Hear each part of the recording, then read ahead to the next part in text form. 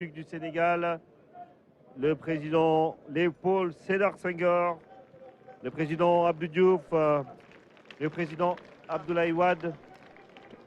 Ce sont les voitures présidentielles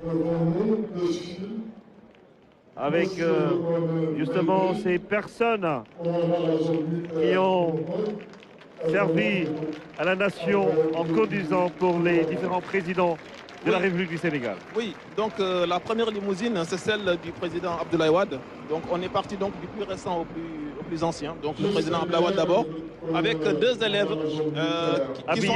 qui sont issus donc de des villes de naissance de ces chefs d'État. Donc pour le président Wade, c'est deux élèves qui viennent donc de la ville de Louga. De Louga. Non, autant de Kébémer. Et pour Abdoulaye et pour le président Abdou Diouf, deux élèves qui viennent de la ville de En fait, il faut comme si c'était eux les... Comme si c'était le couple présidentiel. Le couple présidentiel. Exact. Voilà, Wade et Abdoulaye Wade et Viviane, voilà, on va le dire.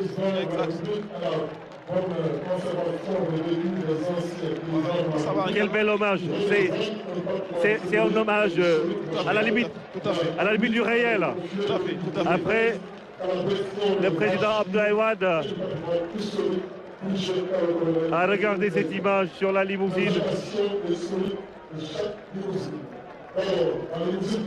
Deux enfants. En plus, elle est claire comme Viviane Wade. Et il salue comme le président Abdoulaye Wade également. Tout à fait.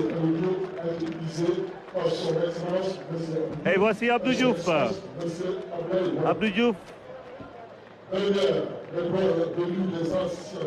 Tout à fait, il faut dire que vraiment, le véhicule. Abdou Diouf et Elisabeth qui sont passés. Et après, oui, vous connaissez. Il faut dire que donc ce véhicule, le dernier, c'est celui qui a été laissé à Abdou par le président Senghor. Ah, et voici ensuite, le président poète Léopold Sédar Senghor. Exact, avec voilà. Colette. Oh là là, c'est quand même. Ça, c'est sensationnel. Hein. Vous avez trouvé où cette œuvre? Ah, ça, c'est le premier bus du BRT, le bus rapide transit.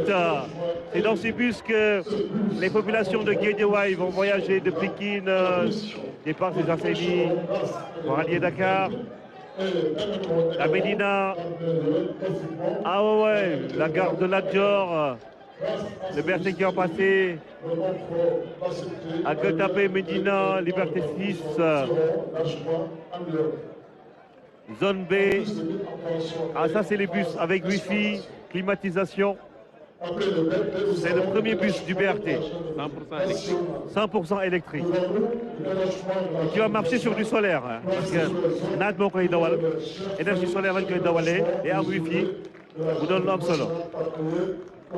léegi ñu jàll si gendarmerie. waaw ñu ngi gis le colonel Cheikh Faye moom mooy chef de détachement de la gendarmerie nationale moom mi nga xamante ni mooy commandé légion de gendarmerie d'intervention. juste si ginnaawam mi ngi ànd ak sa garde le drapeau de la gendarmerie. derrière. damay fàttali colonel rek ni xale yi Pape Makhtar Sow et Khady Ndiaye Bey ñoo nekkoon ci oto yi Pape Amadou Diaw et Mbaye Fatma Kébémer ak Daouda Almaï Koulibaly et Awa Sow. Voilà. Donc là, nous avons Ibrahima, le groupement motocycliste qui est créé en 1960. Une unité de la gendarmerie mobile sous les ordres du chef d'escadron Diène Ndiaye. di wax ni cette unité moom mooy def les missions d'escorte et d'honneur au profit de monsieur le président de la République di ko defal premier ministre président de l'Assemblée ak yeneen autorités yi nga xamante ni ñoo ñëw Sénégal en visite. ñoom dañuy def aussi ay missions d'escorte ak de convoi. escorte président. ñoom ñooy escorte président ñi ngi basé wu caserne Samba Diéry Diallo tey jii y a 55 motos qui défilent. benn bu ci nekk am na ay puissance 1200 chevaux beneen bi 1250 chevaux. te ñoom dañuy yore ay fetal mën nañu tirer ay balles wala. waaw loolu yëpp dañ koy jàngat la donc ils sont entraînés pour ça ils sont entraînés pour quand même intervenir lors de leur mission. alors là on est en train de voir l'arrivée de la légion de gendarmerie d'intervention qui est commandée par le colonel Cheikh Faye nekk une unité de réserve générale. li nga xamante ni nag moom moo si am solo c'est de rappeler que la LGI a connu une réelle montée en puissance et compte aujourd'hui 16 escadrons sur un objectif de 18 escadrons articulés en 3 groupements de maintien de l'ordre qui sont réversibles en mode combat dont 3 unités blindées. Alors, dans son évolution, voilà, la LGI est passée d'un escadron blindé à un groupement, à 3 escadrons blindés équipés d'engins, de bastions, daguerres, Yalcine et de Cobra 2. Okay. L'unité est placée sous les ordres du capitaine Modoubaï Kamara qui défile en double version aujourd'hui, en version maintien de l'ordre mais aussi en version défense opérationnelle du territoire. Le premier escadron Bidi Romboni, il défile en format maintien de l'ordre et défense opérationnelle du territoire avec des engins de type daguerre et Cobra 2.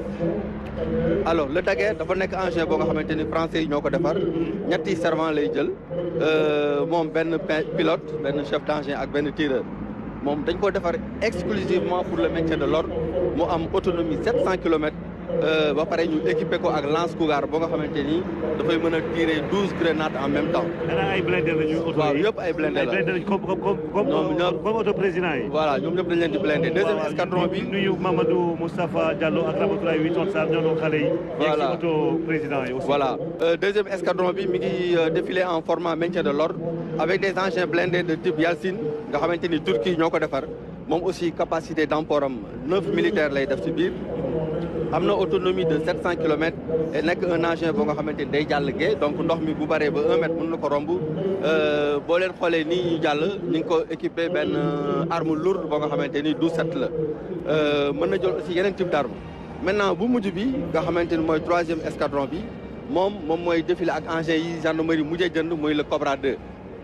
waaw Cobra 2 bi ñoom ñi ngi défilé en défense opérationnelle du territoire mu nekk ay engins yoo nga xamante ni Turquie ñoo ko defar benn bu si nekk dafay jël lu mat 9 militaires mais seen puissance moo am doole benn bu si nekk am nga puissance 360 chevaux c'est des engins yoo nga xamante ni seen autonomie 700 kilomètres la mais li si am solo mooy engins yi bu amee tàkk-tàkk doom dañ koy détecter automatiquement fay ko automatiquement. ah oui waaw donc dafa am système de détection et d'extinction automatique des incendies. ñoom si biir dëkk bi la ñuy yem wala mën nañu nekk si frontière yi wala dañuy nekk également si àll bi voilà au niveau boo xoolee les deux versions dañuy mën a nekk en maintien de l'ordre mais nga mun leen yóbbu aussi pour des opérations de combat.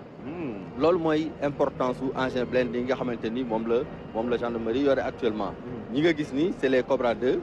ñoom dañuy dem ci àll bi bu leen dañuy def opération maintien de l'ordre déjà mooy li ma doon wax léegi ni ñoom ñooy fay bu amee tàkk-tàkk ci kaw tali bi mais boo ko bëggee da nga koy yóbbu ci àll bi mu nekk encore bokk ci li nga xamante ni mooy xeex bi aux côtés des armées. la légion gendarmerie d'intervention gis nañ léegi aussi ay Thomas yoo nga xamante ni jàll nañ fii mooy oto yi nga xamante ni ñoom ndox la ñuy génnee pour éloigner li nga xamante ni mooy manifestants yi ñoom bu ñu rombee nag.